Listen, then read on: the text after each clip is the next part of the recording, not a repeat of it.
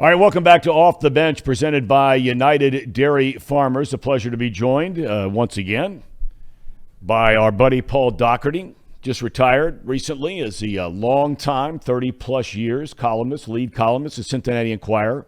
Now, Doc, you are bringing back the morning line. Tell us where we can find that, because it's so popular for anybody who is a sports fan. Yeah, thanks, Tom. The morning line.substack.com. Very simple. Go there, read it for free. Hit the subscribe button. You'll get it in your email every time that I write it, and I plan on writing it at least 3 times a week. So, yeah, we've resurrected it after a couple of month layoff. We're working through a few kinks, and hopefully we'll make it bigger and better than it was before. Well, I have no doubt it will be bigger and better, although I don't know if you can get bigger and better. That was it was fabulous when you were doing it at the paper. What's your lead topic this week? Does it start with the Bengals, since that's the biggest news in town? I think anything in September involving the Bengals is the lead story. I can't imagine the interest in anything else being even close to being quite as high. Now, going back to 1990, and this is based on a 16-game schedule. As we know, the NFL now has a 17-game schedule. But, look, there's not enough data, and you haven't done it long enough to start. But the bottom line is, since 1990, any team that starts the season 0-2, 12% chance of making the playoffs. The Bengals, I don't know if you agree with me, Doc. I think this is a must-win game, even though it's only week 2. It's hard to say anything in the NFL, parity being what it is a must game in September. But if there were such a thing, Tom, I think, they can't lose this game, and they won't. I'd bet your house that the Bengals will beat the Cowboys, and they should cover. I'd say I'd bet my house, except one name haunts my dreams this week, and that is Mike White. You might recall what Mike White, the one and only, did to the Bengals last year in the Meadowlands for the Jets. Mike White was making, I believe, his second career start, and I think he's made 4 altogether. And all he did against the Bengals in the Meadowlands that day was throw for 405, and the Jets beat the Bengals. So it's with that bit of reservation, and I do remember back in the day, in my feeble brain, I can recall them losing a playoff game to one T.J. Yates.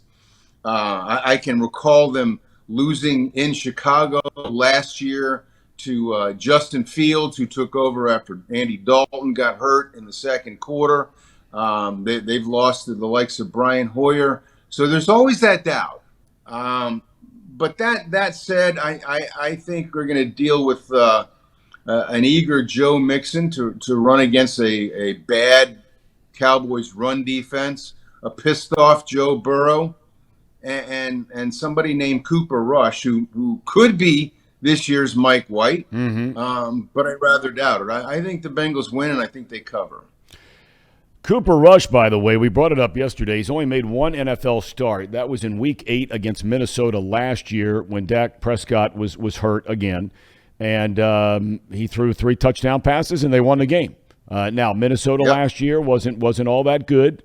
But, I mean, it's not like Doc all of a sudden, this kid's walking on the field. He's only played in 11 games, if you include taking over a little bit last week after Prescott injured his thumb. So, I mean, but like you said, I mean, the NFL, and especially against the Bengals, has been littered with guys that get the chance. And when you get the chance, what do you do with it? He'll be at home. He's been in the system for 4 or 5 years, so he's not some guy they just brought in off the street where they got to get the playbook down to a handful of plays for him. I agree. That said, Cooper Rush is second or third on the depth chart for a reason. If the Bengals play the way they should play, and the defense played well last week, I think they held the Steelers to under 200 total yards. If they can repeat that, I just think the mojo on the other side of the ball is headed in the right direction. Like I said, an angry, focused Joe Burrow is not a guy that the Cowboys can deal with, and I don't think they will on Sunday. All right, something came to my just off the top of my head, and I'm curious to hear your opinion. I know what the answer is going to be from a strictly media standpoint.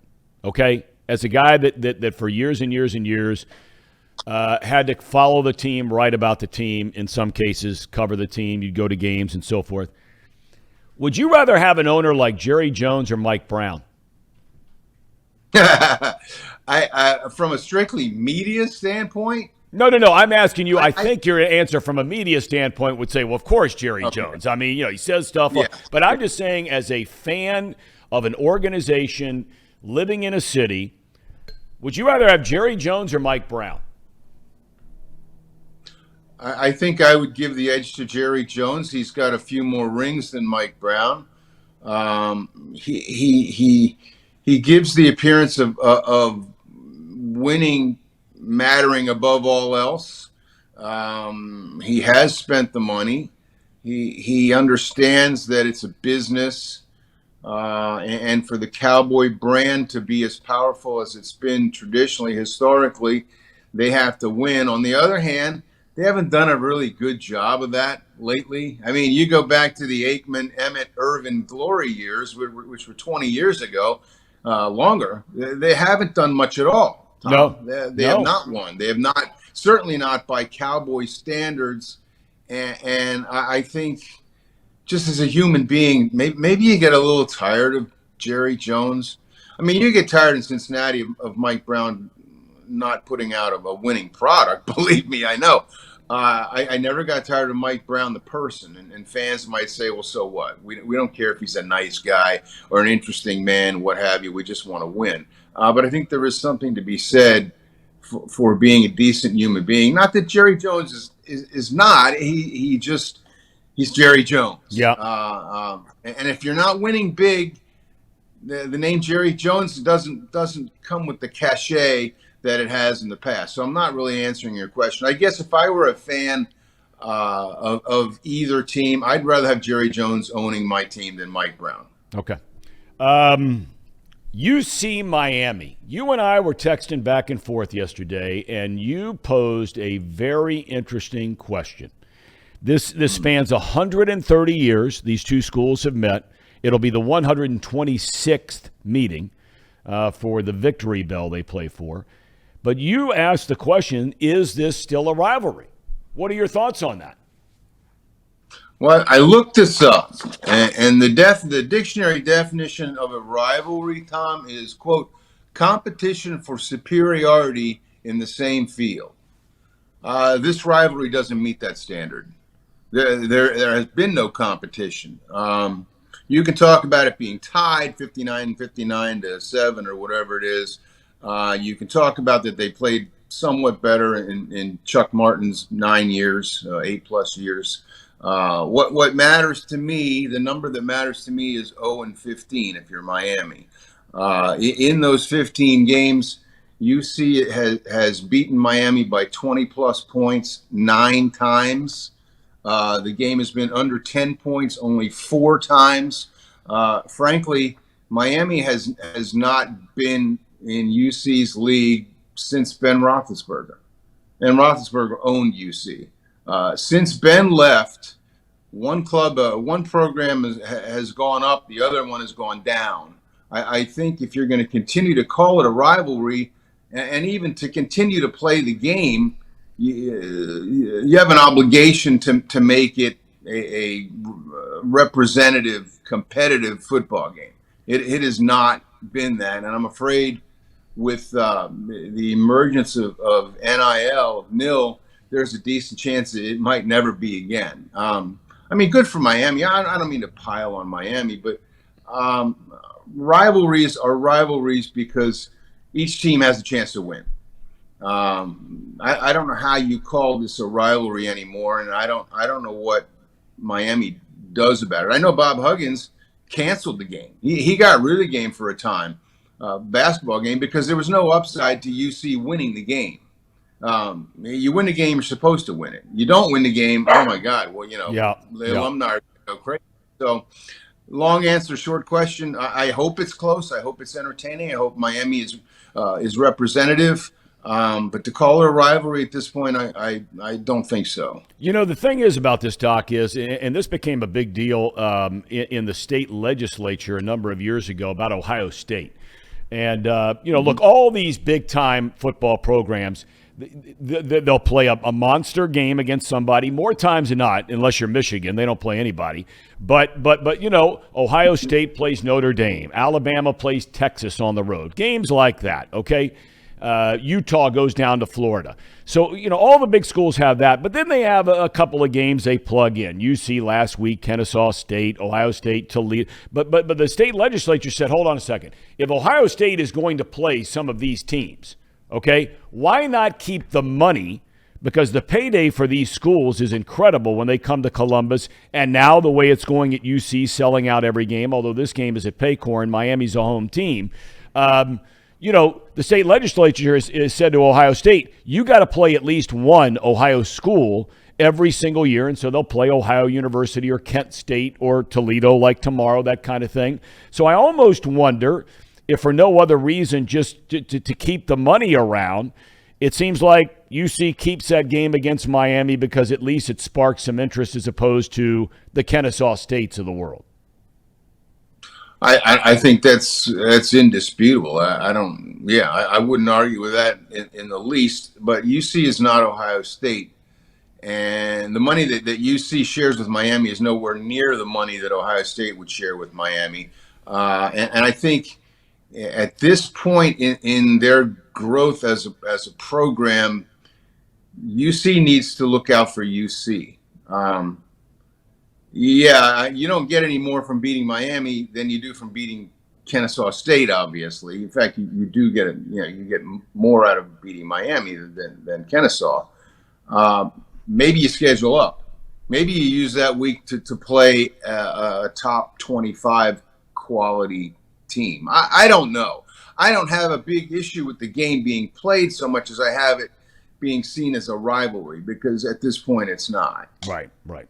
I want to shift over real quick to baseball for a minute, and we rarely ever talk about baseball. It feels like no one that at least that I spend any time with, professionally, socially, whatever, is talking about baseball, and that's undoubtedly because the Reds aren't any good.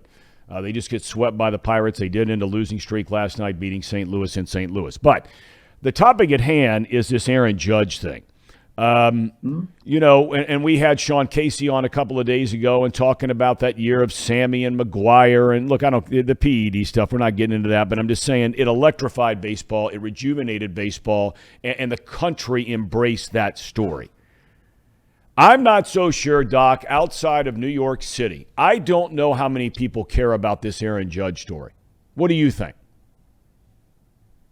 Well, I think you might be right. As a quick aside, though, I was stunned, man. I think there was a photo that I saw from the Wednesday afternoon game against the Pirates, right? It was the last game of the 4-game series, of the stands. Honest to God, Tom, I think there were like 14 people watching that ball game. Yep.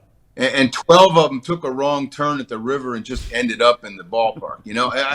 I was stunned by that. That's what it's come to. But anyway, I don't know. Baseball has lost a lot in terms of fan interest. It's lost out to soccer, and the NFL's back. School's in. Baseball's sort of an afterthought. I don't think that Aaron Judge should be an afterthought.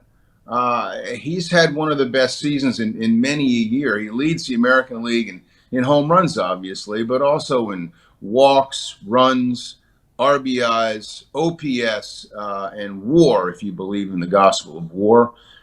He's having a fabulous year. He is assaulting what most people think is the legitimate home run record. I mean, think about this. Mark McGwire hit more than 60 home runs 3 times. Sammy Sosa did it twice. Bonds hit 73, I believe. None of those guys has gotten a sniff of the Hall of Fame. Yep. That's what we think of what they've accomplished. So this guy, as far as we know, is steroid free, and he has, I think, 13 games to hit 5 home runs. And by the way, StatCast, I think, said that only 2 of his 57 would have been hit only in Yankee Stadium, which is a great place to hit home runs. So it's legit. It's great. I'm excited by it, but I'm an old guy. I mean, your point about not a lot of people talking about it, I wouldn't think many people under 50 or maybe even 60 are talking about it, but I am. I'm interested in it, and I think it's valid. I think it's legit. I think it's honorable, and I think it's cool. I think more people are interested in the Albert Pujols story. Yeah, well, sure. Yeah, because, 697, you're talking about a career instead of a season. Maybe if Judge gets to 697 when he's 41 or whatever Pujols is now, we'd have the same discussion with him. But no doubt Pujols a special player. One of the few guys, Tom, over the years that I would actually stop what I was doing in the press box to watch him hit.